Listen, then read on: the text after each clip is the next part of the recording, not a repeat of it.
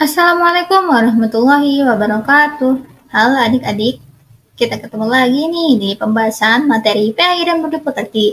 Kali ini kita akan membahas materi kelas 11 SMA, MA, SMK sederajat tentang bab 3 menghindari perkelahian pelajar, minuman keras, dan narkoba. Yang pertama, perkelahian antar pelajar. Perkelahian antar pelajar atau remaja adalah suatu bentuk tindakan kekerasan atau agresi yang dilakukan oleh suatu kelompok pelajar dengan kelompok pelajar yang lain, yang berusaha untuk menyingkirkan pihak lawan dengan menghancurkan atau membuat pihak mereka tidak berdaya. Makna dari tawuran pelajar adalah perkelahian yang melibatkan banyak pelajar, atau perkelahian yang dilakukan oleh sekelompok orang yang mana perkelahian tersebut dilakukan oleh orang yang sedang berstatus sebagai pelajar. Secara psikologis, perkelahian yang melibatkan pelajar usia remaja digolongkan sebagai salah satu bentuk kenakalan remaja. Kenakalan remaja termasuk perkelahian pelajar dapat dibagi menjadi dua jenis. Yang pertama ada delikuensi situasional, yakni perkelahian terjadi karena adanya situasi yang mengharuskan mereka untuk berkelahi, dan yang kedua delikuensi sistematik, yakni para pelajar yang terlibat dalam perkelahian itu berada di dalam suatu organisasi tertentu atau geng yang memiliki aturan dan kebiasaan tertentu yang harus diikuti oleh anggotanya, termasuk berkelahi, melukai, mencuri, dan tindak pidana yang lainnya. Faktor adanya perkelahian pelajar yang pertama ada rational choice, yaitu adanya perkelahian pelajar disebabkan faktor individu, motivasi, pilihan, dan kemauannya sendiri. Yang kedua, social disorganization, yaitu adanya perkelahian pelajar disebabkan faktor lingkungan. Yang ketiga, strain, yaitu adanya perkelahian pelajar disebabkan faktor tekanan yang besar dari masyarakat, misalnya kemiskinan di satu sisi, sementara di pihak lain orang kaya yang sering mempertontonkan kekayaannya. Yang keempat, differential association, yaitu adanya perkelahian pelajar disebabkan faktor salah pergaulan.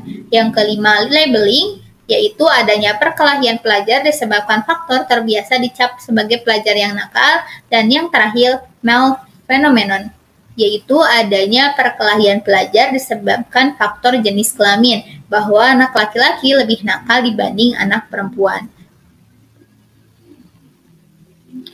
Selanjutnya adalah ikhtiar mencegah perilaku menyimpang. Yang pertama, beri kesempatan yang banyak agar pelajar dapat mengembangkan segala minat, bakat, dan potensinya. Yang kedua, wujudkan kehidupan keluarga yang harmonis. Yang ketiga, setiap anak itu unik, bahkan yang lahir kembar sekalipun.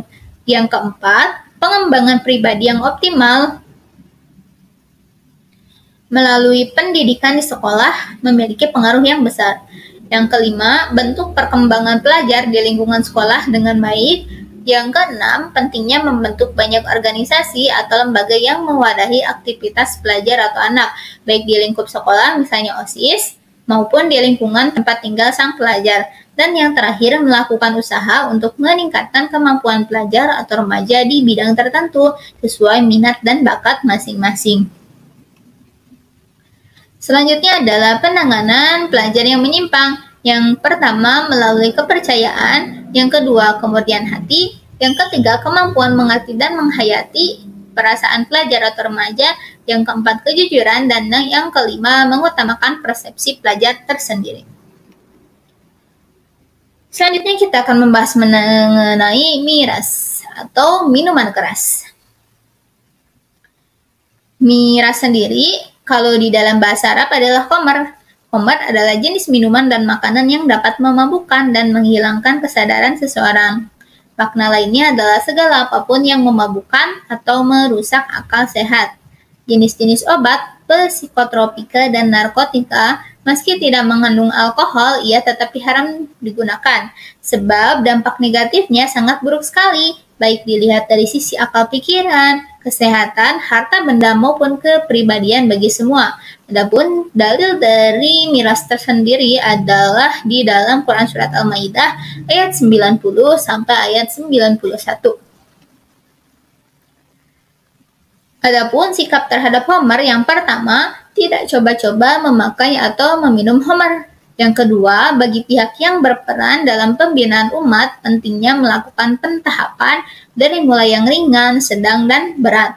Dan yang ketiga, mengedepankan pola hidup bersih lahir batin, menjauhi sikap dan perilaku yang menjadikan kehidupan rugi secara cepat dan drastis. Selanjutnya adalah narkoba.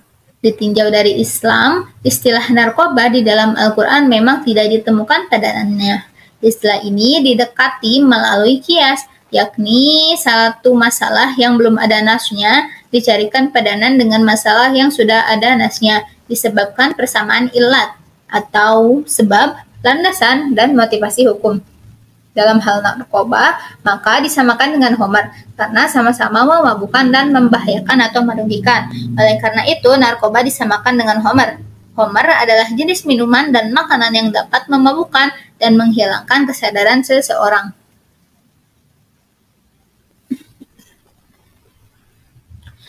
Narkoba ditinjau dari hukum Indonesia. Narkoba adalah singkatan dari narkoba, ko, psikotropika, dan bahan-bahan adiktif, misalnya alkohol, rokok, kopi, dan lain sebagainya.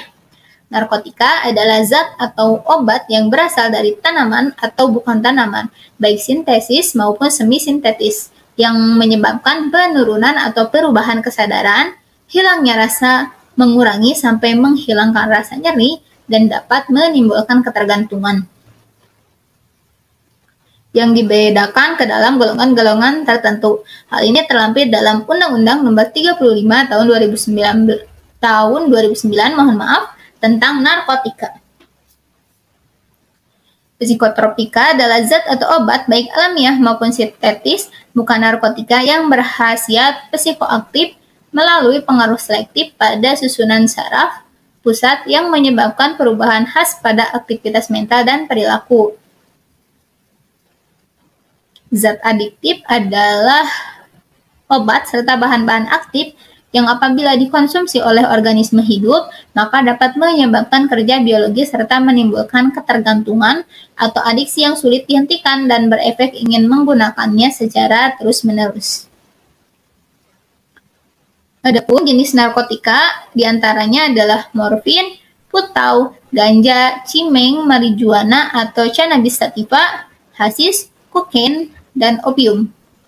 Adapun jenis psikotropika adalah amfetamin, sabu, obat tidur atau obat penenang, ais, dan inhalansia. Selanjutnya adalah jenis zat adiktif, diantaranya adalah alkohol dan nikotin. Adapun pencegahan penyalahgunaan narkoba ada 8 poin. Yang pertama, mencintai dan mensyukuri hidup yang merupakan anugerah Allah. Yang kedua, temu, kenali dan kembangkan daya, minat, dan bakat serta hobi. Yang ketiga, setiap orang memiliki problem tersendiri, hadapi dan cari solusinya dengan benar, jangan malah dihindari dan lari dari masalah, apalagi pelariannya ke narkoba. Yang keempat, memiliki teman akrab itu pilihan, hanya yang menjadi masalah adalah mengorbankan diri demi pertemanan, padahal jelas-jelas itu tidak benar, dibuai oleh ajakan, bujukan, dan paksaan teman. Yang kelima, berani berkata tidak, serta menolak ajakan teman untuk penyalahgunaan narkoba atau perbuatan lainnya yang menentang ajaran agama. Yang keenam, pencegahan penyalahgunaan narkoba dimulai dari lingkungan orang tua atau keluarga, sekolah, komunitas, tempat kerja, sampai pada masyarakat luas. Yang ketujuh, ciptakan lingkungan keluarga dan sekolah yang sehat, harmonis, peduli, terbuka, penuh perhatian, dan tanggung jawab, serta kasih dan sayang. Dan yang terakhir, jangan merokok dan minum minuman keras, karena menjadi pintu awal penyalahgunaan narkoba. Baik, cukup sekian pembahasan kali ini. Semoga bermanfaat. Jangan lupa like, komen, dan subscribe. Mohon maaf apabila ada kesalahan. Wassalamualaikum warahmatullahi wabarakatuh.